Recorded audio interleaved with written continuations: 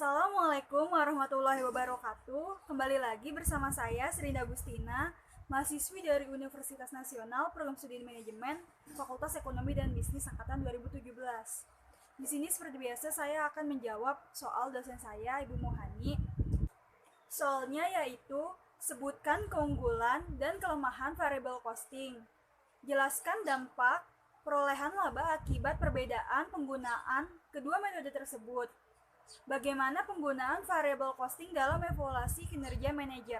Kelebihan dari variable costing yang pertama, membantu dalam mengendalikan biaya.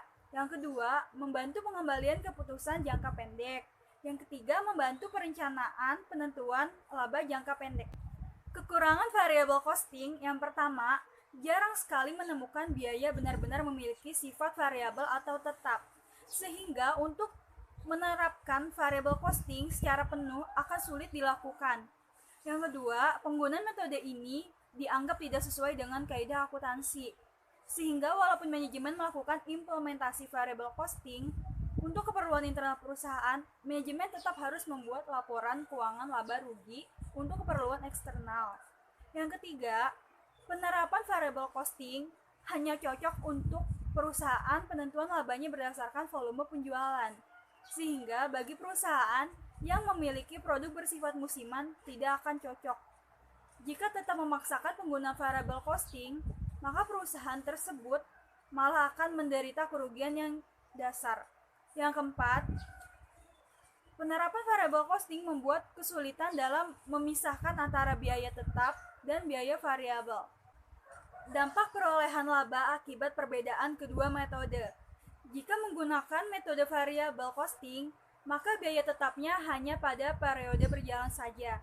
Sedangkan jika menggunakan metode absorption costing, maka biaya tetap yang sebelumnya telah mengalami proses pada periode sebelumnya akan diakumulasikan kembali pada periode berjalan, karena pada metode ini beranggapan persediaan awal pada periode berjalan telah mengalami proses produksi pada periode sebelumnya, dan itu harus diperhitungkan pada periode berjalan.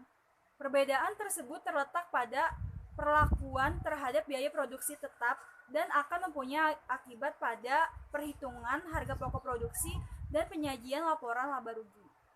Penggunaan variable costing dalam evaluasi kinerja manajer. Secara umum, apabila kinerja laba diharapkan untuk mencerminkan kinerja manajerial, maka manajer berhak untuk mengharapkan berlakunya yang pertama, ketika pendapatan penjualan meningkat dari satu periode ke periode berikutnya, sementara faktor-faktor lainnya tetap, maka laba akan meningkat. Ketika pendapatan penjualan menurun dari satu periode ke periode berikutnya, sementara faktor-faktor lainnya tetap, maka laba akan menurun. Ketika pendapatan penjualan tidak berubah dari satu periode ke periode berikutnya, sementara faktor-faktor lainnya, maka laba akan tidak berubah menurut perhitungan biaya variabel, selalu mengikuti hubungan antara penjualan dengan laba. Sekian jawaban dari saya, kurang lebihnya mohon maaf. Wassalamualaikum warahmatullahi wabarakatuh.